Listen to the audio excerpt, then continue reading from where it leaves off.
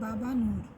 تعارف مصنف احمد ندیم قاسمی مختلف اصناف ادب کے تحقیق اور تخلیق میں مصروف رہے، جن میں نظم، غزل، افسانہ، کالم نویس، بچوں کی کتب، تراجم، تنقید اور ڈرامے وغیرہ شامل ہیں۔ خاندانی نام احمد شاہ، ادبی نام احمد ندیم قاسمی اور تخلص ندیم ہے۔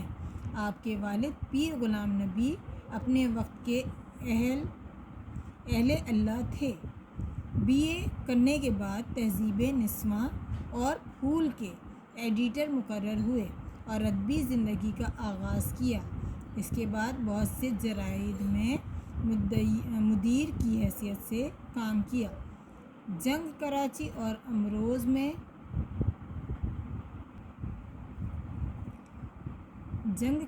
اور امروز میں کافی عرصے عنقا کے قلمی نام سے کالم تیار کرتے رہے۔